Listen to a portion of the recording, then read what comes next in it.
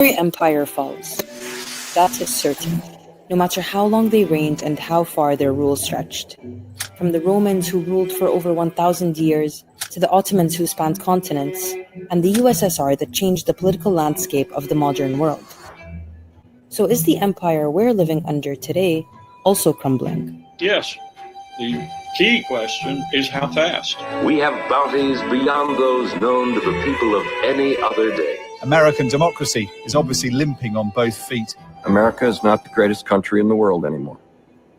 The US empire is falling, and there are 3 symptoms of its impending demise that we can see from looking to the past.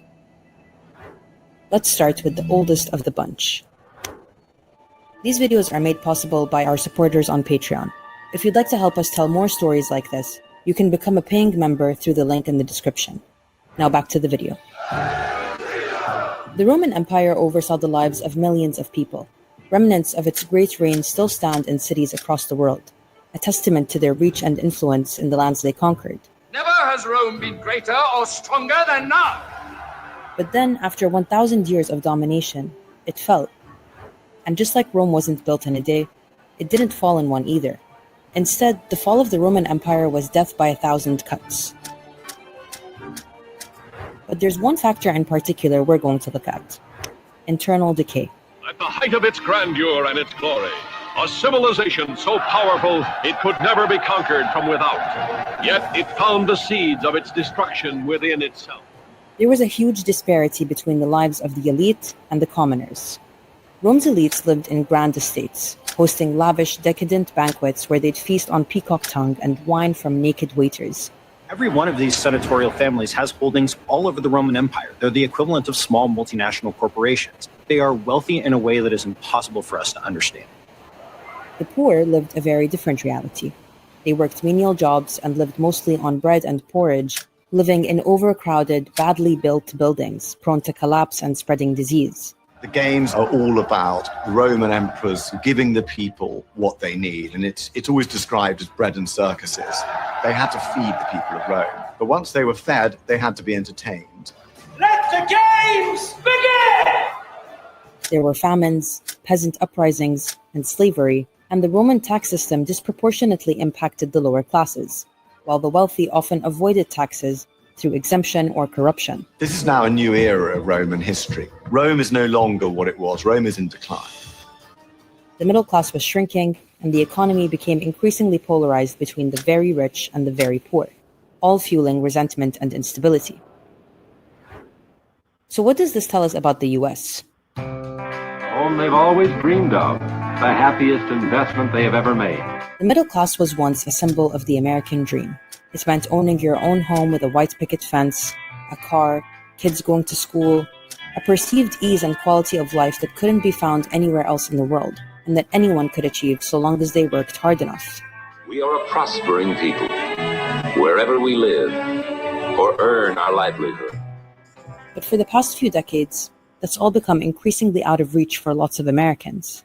Some people skipping meals because they simply can't afford it. The number of people experiencing homelessness in a single night went up 12%. Every year, hundreds of thousands of people are literally asking for donations to afford medical treatment. Our roads and bridges are crumbling, our airports are out of date, and the vast majority of our seaports are in danger of becoming obsolete. But Americans from the grocery store to the gas station are seeing their budgets tighten every single month. And the changes suggested would mean higher taxes for the average American family, widening America's already massive income gap. 90% of the wealth is right here in the top. And then the lower middle class, they've got 0.3% of a piece. Yeah, they have some crumbs there.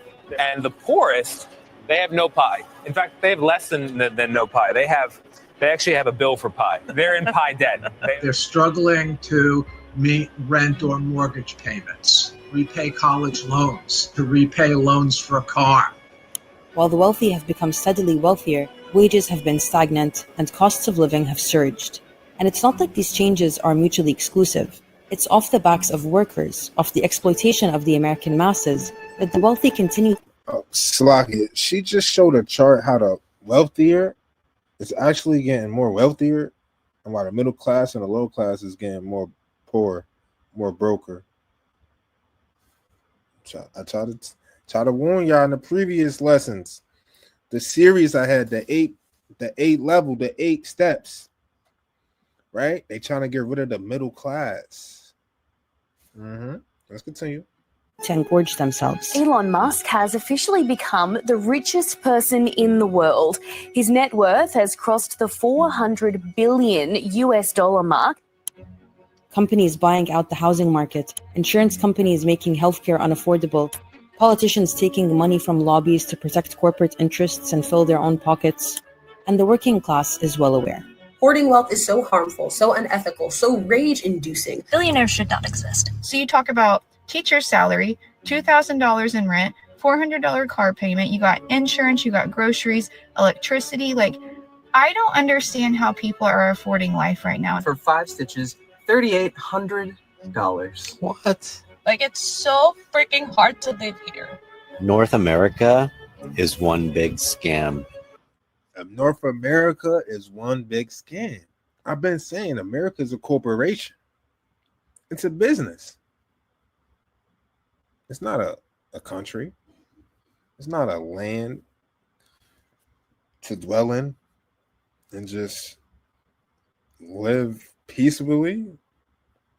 It's not heaven in America. It's nothing but hell, jail, a corporation that sucks and deprives you and just takes all your hard work and money. And then there's the internal social and political decay.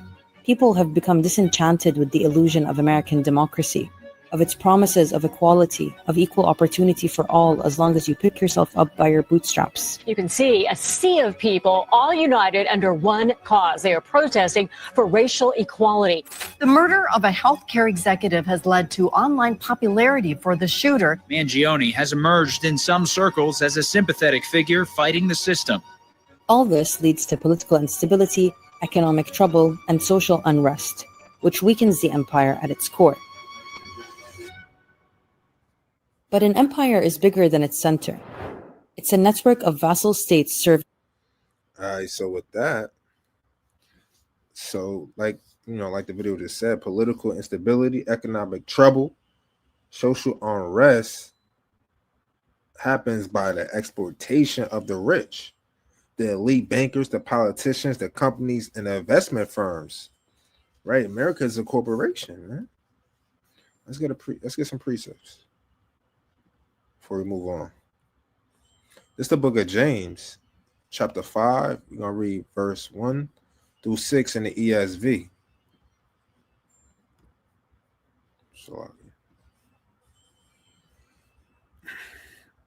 Come now, you rich, weep and howl for the miseries that are coming upon you. Your riches have rotted, and your garments are moth-eating. Why? Because that's all they do. They just stack up money, man. Their bank accounts is up to, they got offshore accounts, right, with millions and billions, right? You know, your gold and silver have corroded, and their corrosion will be evidence against you, and you will eat your flesh like fire. Why it says that their gold and silver is corroded and corrosion will be evidence against you? Because they stack up so much money, they gain so much money, they hoard so much money, because they gain this by corruption and by unjust dealings, by unfair payment, unfair rates, unfair payments. Right? Reading on, you have laid up treasure in the last days. Behold, the wages of the laborers who mow your fields, which you keep back by fraud. Right? And that's what happened with the insurance guy that got unalived. Are crying out against you, and the cries of the harvesters have reached the ears of the Lord of hosts. You have lived on the earth in luxury and self-indulgence. And that's what these top money getters in America do. They live in luxury and self-indulgence. Right? Buying Tesla trucks, buying spaceships and yachts, having robots now. You could buy a robot now. Not giving to the poor, not building more shelters or affordable housing. You know what I'm saying? Not enough food drives, not enough clothes giveaway. It's not enough programs for the poor, for the homeless, for those that's without. Read it on. You have fattened your hearts in the day of slaughter. You have condemned and murdered the righteous person. He does not resist you. You see that? Yeah. They have condemned and murdered the righteous person. Not by physically, but emotionally, economically, psychologically, you know? And then they go out and do crimes of theft, scamming, robbery, and fraud and scamming just to make it. And that's how you murder them. You know what I'm saying? This is all because of the rich want to get richer. And they don't care about the poor at all. This is the book of Proverbs chapter 22, verse 16. He who oppresses or exploits the poor to get more for himself, or who gives to the rich to gain influence and favor, will only come to poverty. Yeah, that poverty is when America, Mystery Babylon, is destroyed. And no more businesses, no more traffic, no more corporations, right? No more selling and buying, no more inventions, no more of that. The end of the corporation, right? Let's get more. This is the book of Micah, chapter 6, verse 12 in the NLT. The rich among you have become wealthy through extortion and violence. Your citizens are so used to lying that their tongues can no longer tell the truth.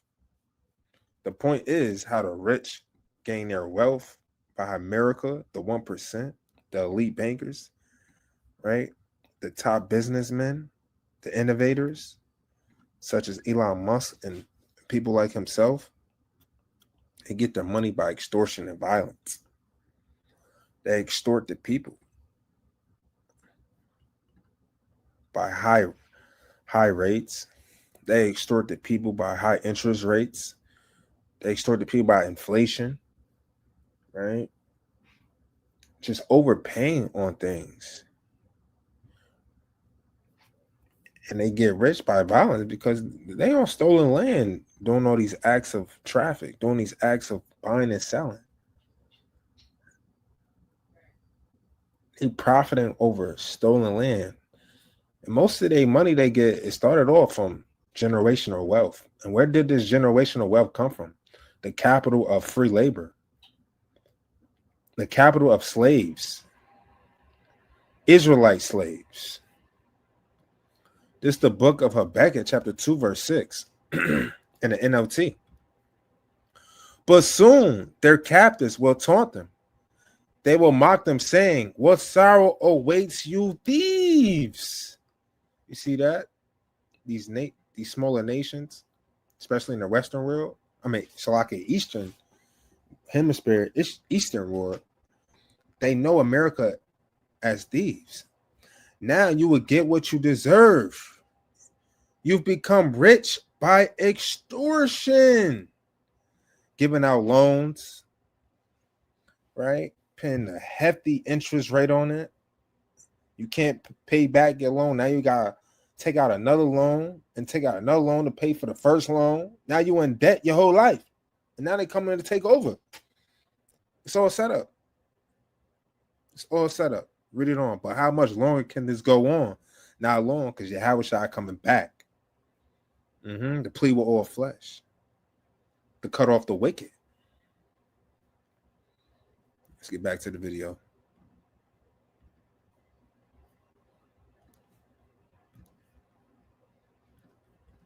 the core's interests. And keeping all those entities in check is done through both soft power and hard power. That brings us to symptom number 2. All right. Before we get into the soft power and hard power, let me explain to y'all what it is. All right. So hard power versus soft power. What's the difference? Hard power and soft power are two distinct approaches to exerting influence in international relations. Hard power refers to the use of military force, economic sanctions, or other coercive measures to achieve desired outcomes. It relies on the threat or use of force to achieve objectives and is often associated with a country's military capabilities. On the other hand, soft power is the ability to shape the preferences of others through attraction and persuasion rather than corrosion. It involves the use of culture, economic, and diplomatic tools to build relationships, promote values, and gain influence, while hard power focuses on tangible and forceful actions. Soft power emphasizes intangible and persuasive elements to achieve desired outcomes. I'm going to explain it more when the segment is finished. To understand soft power and how it plays into imperial decline, let's look at the Ottomans. It was a huge empire, dominated by a Turkish dynasty that had its origins in Asia Minor. The Ottoman Empire was one of the most powerful and enduring empires in history, spanning 3 continents at its height. It was a hub of cultural and scientific innovation, producing advancements in medicine, astronomy, architecture, and engineering that changed the world. They ruled a considerable mix of peoples and faiths. There was no great history of ethnic tension, even though there was a history of massively complicated ethnic and confessional coexistence. It lasted almost 600 years, until it didn't. One factor that contributed to its demise was its waning influence over the peoples and territories it had under its control, also known as the loss of soft power. Soft power is about being more persuasive than coercive, about getting people to comply without using force. In the case of the Ottomans, it was a delicate balance of diplomacy and cultural influence. But over time, the empire's ability to foster loyalty among diverse groups was eroding, aided by rising nationalism within these communities. The Greeks were the first to rebel against the Ottoman shackles. The minute you start getting a political world, this system is going to break down. And that is what happens in the 19th century, and that is the great conundrum for the empire. People stopped buying into the vision of the empire and began to break off and pursue their own interests. Now, the US has been really good at soft power. It began after World War II, when the US positioned itself as a global leader promoting democracy, economic growth, and cultural influence. Joe's the king because he can buy more with his wages than any other worker on the globe. It is the most important idea that the United States has contributed to the world. Citizens of every rank can expect to have a better, richer, happier life. It helped rebuild war-torn Europe, set up major global institutions where it continues to hold significant power, and has exported music, television, and pop culture across the world for decades. And the messaging of this soft power has been consistent and clear. Shining city upon a hill. After 200 years, she's still a beacon, still a magnet for all who must have freedom. But for soft power to work, for people to buy into the fantasy and want to participate, they need to see credibility and moral consistency. Now, just to be clear, the US has violated the principles it preaches since its founding, not to mention since its emergence as a global hegemon. It seems the majority of people were willing to overlook that and buy into the American dream. But the illusion is falling apart. The mob tore down scaffolding, battled their way through the last line of police defense, and broke into the Capitol building itself. At home, the land of democracy, liberty, and human rights hasn't kept up the best image in recent years, and it's not any better abroad. the US has spearheaded and overseen devastating wars, crippling debt, human rights violations, and environmental damage across the world, which has made it hard to take preaching of democracy and freedom seriously. America no longer charts a course and therefore has lost all rights to set it, and even more so to impose it on others. Disillusionment with American values is growing, and in its panic, the empire continues to thrash and bully to stay relevant. That's where hard power comes in, and brings us to the third symptom of the fall of an empire. This one is better. All right. So soft power is basically how America's tried to influence and control and keep order of the people through like cultural, political, and economic means like music, sports, your job, church, right? And basically, soul power gives you the freedom to live how you want. This can shape one's preference through appeal and attraction, right? It's just an illusion of a better, wealthy, happier life. Okay?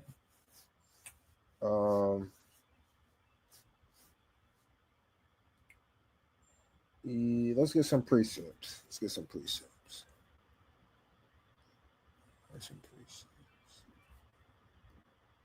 It's the book of Isaiah, chapter 47, verse 12. Stand now with thy enchantments. Right? Oh, Salakia. Stand now with thy enchantments. Now, this chapter 47 is going into Mystery Babylon America. All right. So America enchantments, right, is basically how they control the global trade system, right? The economic system, the IMF, the World Bank, right? You got the United Nations, right? It was all built off witchcraft. You understand? And with the multitude of thy sorceries, wherein that has labored from thy youth, since 1776, right? It was actually, America was set up and blessed by the Freemasons. You heard? Like George Washington, right? They actually spiritually made a deal with the devil. 9 out of 56 that signed the Declaration of Independence were members of the Freemasons. 9 of them out of the 56 people that signed the Declaration of Independence were Freemasons. Okay, you got the Masonic, you got demonic symbols in DC and on your dollar bill. Read it on. If so, thou shalt be able to profit. If so, be thou mayest prevail. All right, let's get another precept.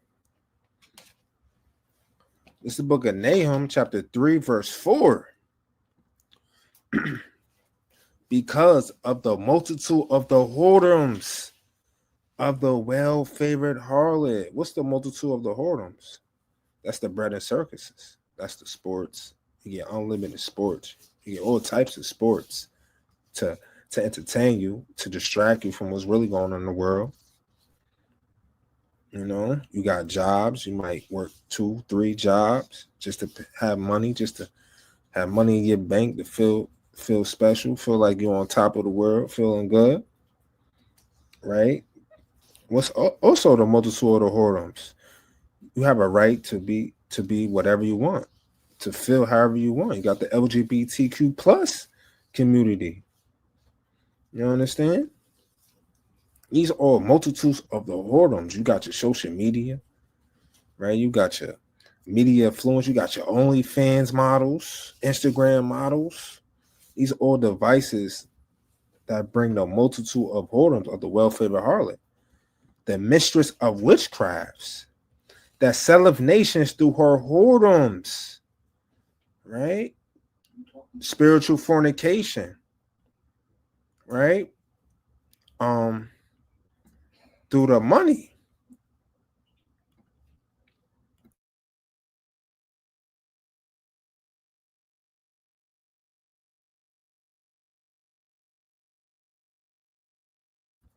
Salakia. Sell of nations through her whoredoms, right? Through the banks, through the loans, through the what is it called? Salakia, escapes me. Through the when they give out money to different nations and they make a deal. Dang, I forgot the term. Salakia. But that's what they do. They sell nations through their horns, man, by their power, by their democracy. You understand? And families through their witchcrafts. You know, them holidays, man, it's definitely a witchcraft. You know, Christmas, make you feel all jolly, right? You got New Year's. You have a good time in America. You don't have to worry about nothing. That's how this. It's like they deceiving us by holidays, your job, television, social media, sports, amusement parks, anything, cars, clothes, food, whatever. That's the multitude of horrors. That's the witchcraft. You understand? Salakia, bear with me.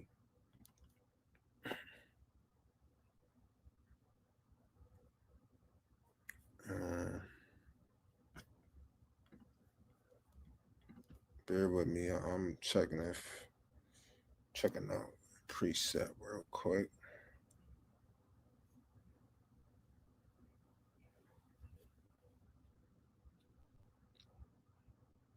All right. Yep. That's the book of 2nd Esdras, chapter 15. I'm sorry, at verse 16. This is the GNT. Okay. I'm sorry, at verse 16. There will be great political turmoil, right? With one group trying to overpower another and gain control while ignoring the legitimate government. There will no longer be free access to cities, travel ban, because the struggle for power will bring destruction, terror, and total confusion wherever people live. Driven by famine and terrible suffering, people will assault their neighbors and mercilessly plunder their possessions. And this all happens in America, man. Because America lacks value. America say is a Christian country, but it acts like a satanic country. This is where Satan's seat is. This is where this America, the land of Satan, this is his throne. Just a bunch of lies. You know, there's no American dream here, man. It's just a nightmare, man.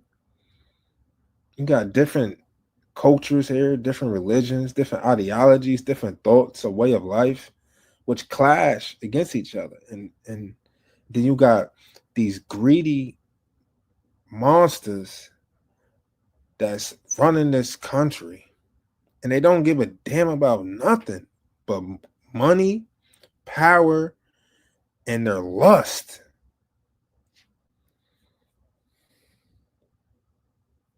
Let's get back to the video.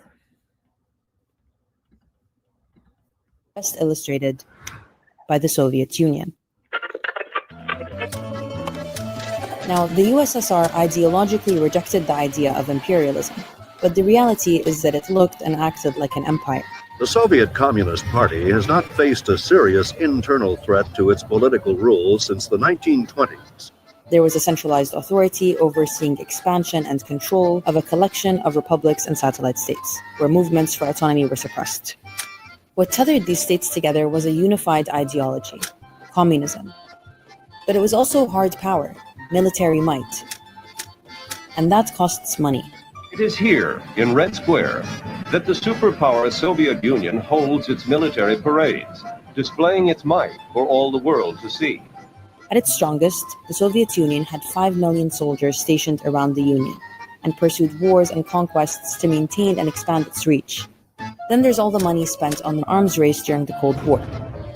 Money spent on propping up parties in proxy wars across the world, and money spent on wars like Afghanistan, a protracted 10-year-long conflict that cost them $50 billion. The superpower from the north occupies Afghanistan with more than 100,000 troops, a modern mechanized army. Eventually, the cost of keeping the empire in check became unmanageable, and the economy took a hit. By the late 80s, people within the Union were struggling with soaring poverty and a low quality of life, with no strategic wins to show for all that money spent. Military and ideological overextension drained not only the economy, but public morale as well, until people got fed up. In Moscow, the hammer and sickle is lowered for the last time. Sounds familiar. All estimates agree that the cost will be at least $1 trillion. The Bush administration never expected the war to drag on as long as it has. The fall of Kabul to the Taliban marked an abrupt end to America's longest war. The war cost American taxpayers about $1 trillion. The U.S. carried out long, brutal, expensive wars in Iraq and Afghanistan, with nothing to show for it except instability and devastation and financial loss. Then there's the constant ideological wars. The war on communism, the war on drugs, the war on terror, the war on China and Russia. There's a constant boogeyman in the ether to justify U.S. military spending. The U.S. maintains the most bases in the world at over 700 and spends hundreds of billions of dollars on the military every year, more than the next 10 countries combined. It's funding Ukraine in its war against Russia. It might support Taiwan in a war against China. Billions of dollars spent, and we can't remember the last war the US has actually won. But last year, an undeniable awakening happened. This has been a senseless and a deliberate slaughter, a genocide, and it is happening on our dime. For over a year, Americans and the rest of the world have watched US politicians from both sides of the aisle cheer on and fund the genocide of Palestinians in Gaza to the tune of billions of dollars. It has shattered the idea that the US is a beacon of justice and human rights and irreversibly cemented the hypocrisy of American moral exceptionalism. The empire has never been so exposed. And it's shown Americans, who back in the imperial core continue to struggle to live decent, dignified lives, where all their tax money is going, and where it's definitely not. The US has been an empire since its very conception. From colonizing Native American land, to conquering territories overseas, to dominating world politics through global institutions, military might, corporate interests, and foreign meddling. Of all the empires that have risen and fallen, none have come close to having the reach and power of the US. So the idea of it losing its hold over the world seems inconceivable. But while all these symptoms are unfolding and the US empire erodes from within and without, it's not doing so in a vacuum. It does so in the middle of a global shift in geopolitics, in a world that's becoming increasingly multipolar, with countries choosing new allies, new frameworks for collaboration, even new currencies. The aim of the alliance is to challenge the economic and political monopoly of the West. All of which is not good for the US. See, the way the global system is designed is, in many ways, for the benefit of America. From reliance on the dollar, US aid, and US debt, to fear of US sanctions, vetoes, and foreign intervention, we live in a world full of systems and institutions designed to prop up the US and keep the rest of the world in check. But these systems aren't going to live forever because they're inherently unsustainable. They rely on the exploitation of peoples across the world and within the imperial core, and bank on them buying into the bit that all this is necessary, is better for them, and protects them. And as life becomes more unaffordable, countries more destabilized, governments more autocratic, and our environment more unlivable, people eventually wake up. And that's usually the beginning of the end. So all praises to the Most High. America will soon be destroyed. All right. It's the book of Daniel, chapter 2, verse 40. In the fourth kingdom, what was the fourth kingdom? Rome. And America is an extension of Rome. So this is going also into America. In the fourth kingdom shall be strong as iron. Why is it strong as iron? Because the military might, the army, the navy, the Marines, the Air Force, the Space Force, and they got the money to back it. And they got the nuclear weapons, the missiles.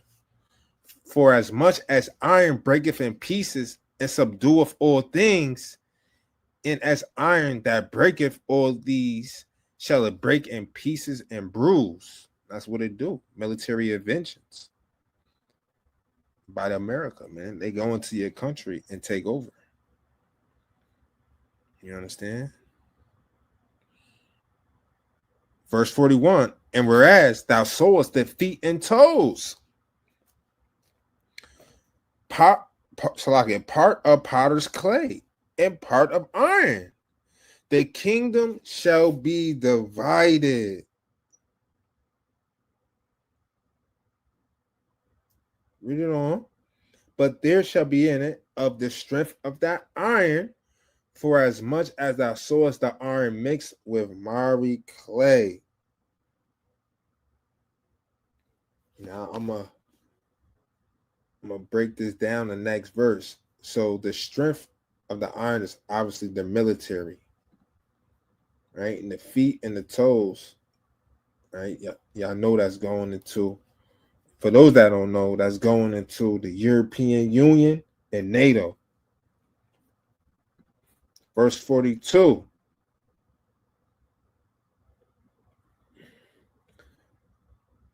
And as the toes of the feet were part iron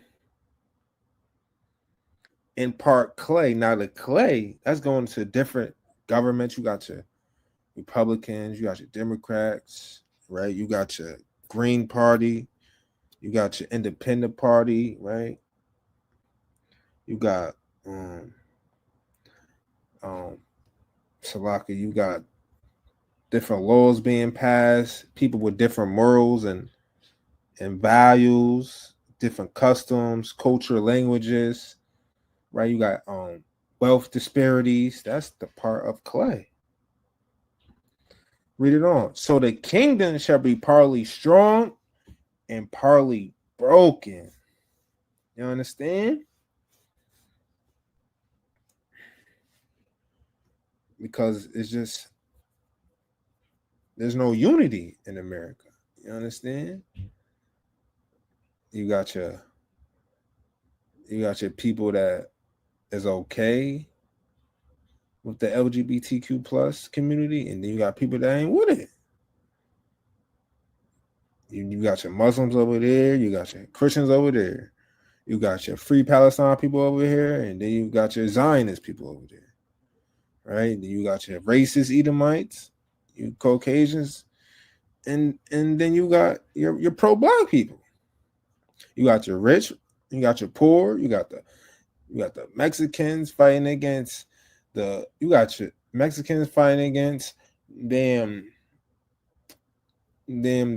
Mexicans from the West Coast, right? You got Puerto Ricans fighting Dominicans, you got your Jamaicans fighting the Haitians and Dominicans, you got your black against the white, you got your FBAs going against everybody but themselves, right? That's the clay, man. Division, diversity. And that's why it's partly broken. America will be destroyed from the inside out. That's the result of soft power. Verse 43. And whereas thou sowest iron mixed with clay. Right? So you got your patriotic Americans. I'm proud to be an American. You got those people, right, with the miry clay. Them foreigners and immigrants. You got your you got Ukrainians in here, Afghanistans, Palestinians here, Asians. You got all types of people here, Hawaiians. You understand? With all types of religions and backgrounds and cultures. You know? They shall mingle themselves with the seed of men, but they should not cleave one to another, even as iron is not mixed with clay. You understand? It's just no unity in America. And that's why it will be corruption and uprisings and unrest and protests and civil war. Right? I'm gonna show y'all something. Because hard power is dealing with the military. But I'm gonna show you the negative effects of overspending on the military expenses. This is going to be part of the destruction too. Part of the uprisings and the unrest. Negative effects of overspending on military expenses. Less money for public services. Overspending on the military means less funding for education. That's another witchcraft and whoredoms and sorcery. Education, especially college. Man, you pay all that money for what? To do what? To get this job? Reading on healthcare, infrastructure, and other critical needs. 2, economic strain.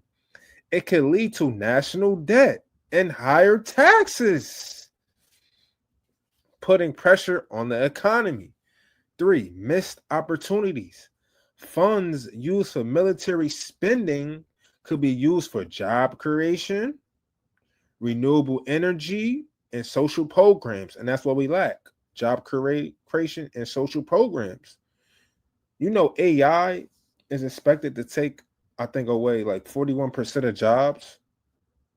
That's part of the rich getting rich. That's Elon Musk's doings and his people.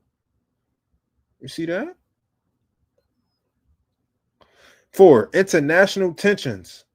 High military budgets may encourage arms races and strain relations with other countries. Social inequality. Neglecting social services can widen the gap between rich and poor, and that's what they're doing. That's their goal. They want social equality. That's a fact.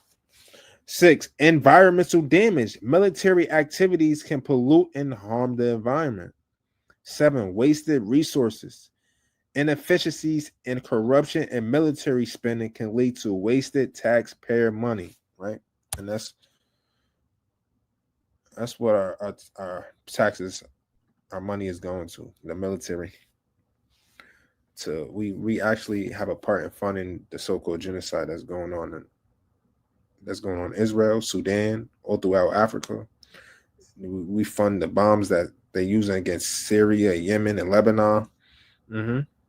Yeah, it's America. Multitude of whoredoms. All right. I just need to get this quick preset. Salakia. Let's go to Revelations 18. Revelations 18.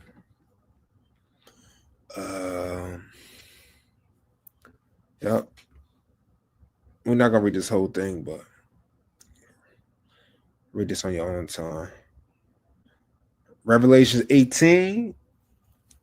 I'm starting from the top. And after these things, I saw another angel come down from heaven, having great power, and the earth was lightened with his glory. And he cried mightily with a strong voice, saying, Babylon the Great is fallen. It's fallen. Right? America is fallen. It's fallen. Read it on. And it's become the habitation of devils, and of hold of every foul spirit, and a cage of every unclean and hateful bird. Right? And that's what America's full of. None but wickedness, madness, perverseness, and freakism. Verse 3, for all nations have drunk of the wine of the wrath of her fornication. That's going back to the multitude of the whoredoms. You understand? And the kings of the earth have committed fornication with her. They are in bed with her. They have relations. They have business with America, the kings of the earth. And the merchants, the businesses, the corporations of the earth are waxed rich through the abundance of her delicacies. Who is this talking about? It has to be talking about America. And it is fallen. Let me get to the point. Verse right here, verse 8. Therefore shall her plagues come in one day, death and mourning and famine, and she shall be early burnt with fire. That's the nuclear weapons that Russia got, North Korea, Iran, EU, NATO, reserved. This place is reserved for fire. That's thus save the Lord, thus save the Holy Bible.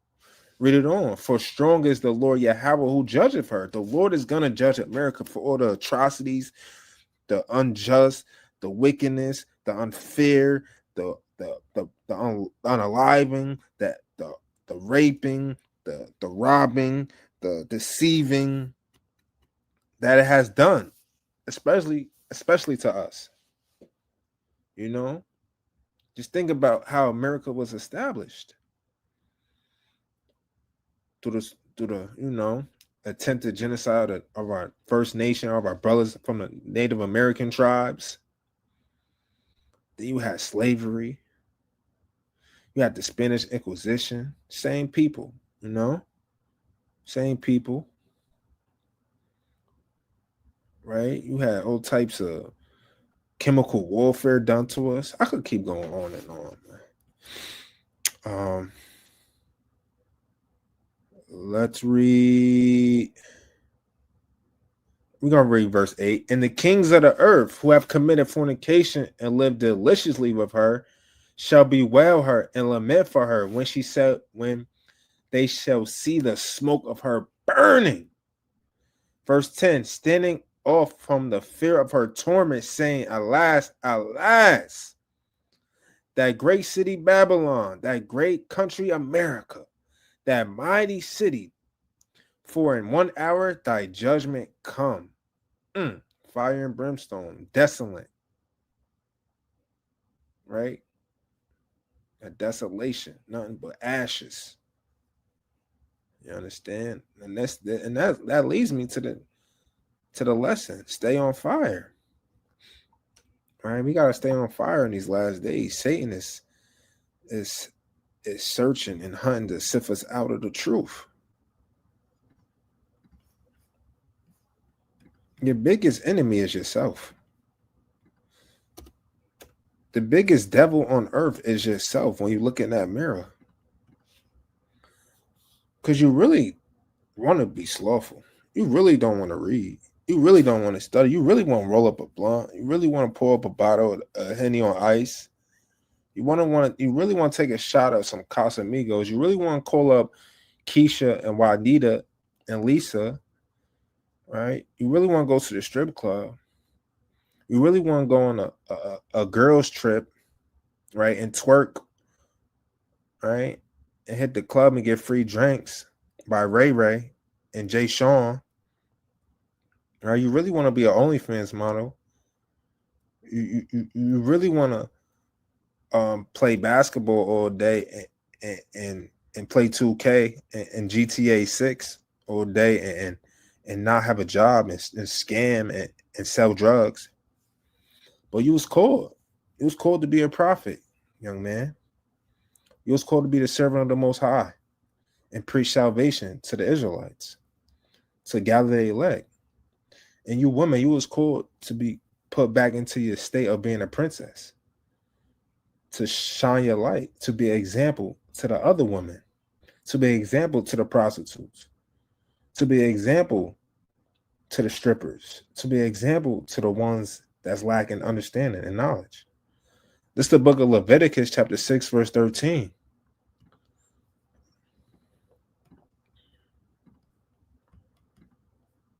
The fire shall ever be burning upon the altar.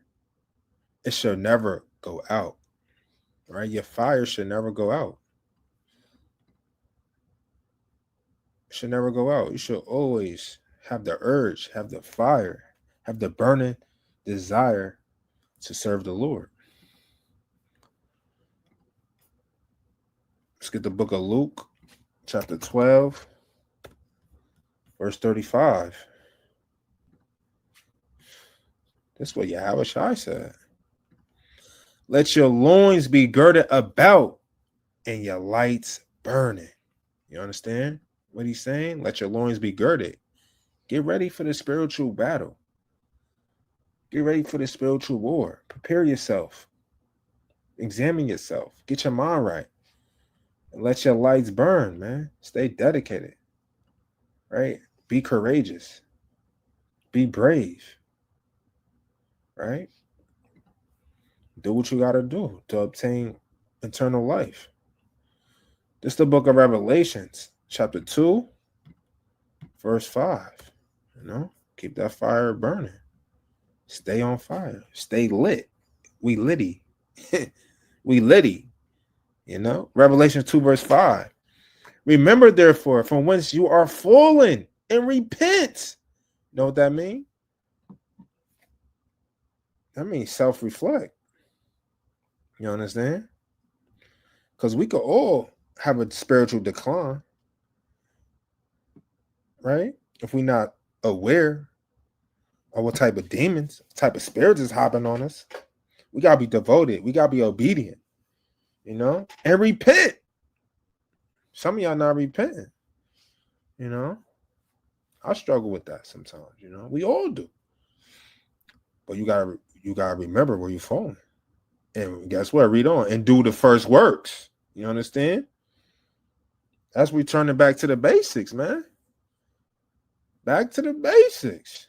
I always tell my brothers that, man, we going back to the basics. That's basically learning how to love God all over again. Being born again. You know, the worship, prayer, doing the works, going to camp, doing classes, studying the milk, the precepts, the law, getting into that Torah, man. Get into that Torah, man. Stop reading Galatians and 1 Timothy and damn Judith and Ruth. Right? Get into that Torah, man. Read it on, or else I will come unto thee quickly and will remove thy candlestick. You don't want your house to remove that candlestick, man. You know what I'm saying? Out of his place, except I repent. You understand? You don't want to lose your candlestick. You don't lose that fire. You know? That's going to be permanently. He ain't going to give it back. He ain't going to give you your knowledge, your wisdom, your understanding, right? Your 7 cents. He ain't going to give that back. Your 7 cents is your oracle ability, your orative ability. You know what I'm saying? He going to take it away from you. You're going to be back to being spiritually dead. You don't want that. You're going to be bugged out. This is the book of Psalms with many spirits on you. This is the book of Psalms, chapter 18, verse 28.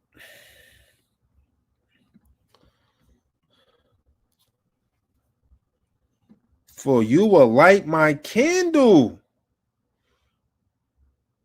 The Lord my God will lighten my darkness. You see that? When you depressed, when you stressed, when you overwhelmed, when you're going through, you better pray to the Most High. Ask him to lighten your candle, get you back on track. Lean on him, cleave onto him, the scripture says. Trust in him. Right? It's the last precept. This is the book of Hebrews, chapter 12. Salakia. Chapter 12, verse 29. For our God, the Most High Yahweh, is a consuming fire. You understand that? If you don't want to stay on fire, then the Lord's going to consume you because he's a consuming fire. You understand? Don't play around. Don't take this thing lightly. This is your heritage. We have to live by a certain standard. We was born to have our fires always lit. We was born to live a wise, righteous life. We was born to carry the name Israel because we are literally the sons and daughters of the living God. We have to walk like him. We have to be perfect just like him. We have a covenant, man. We have a covenant with the Most High.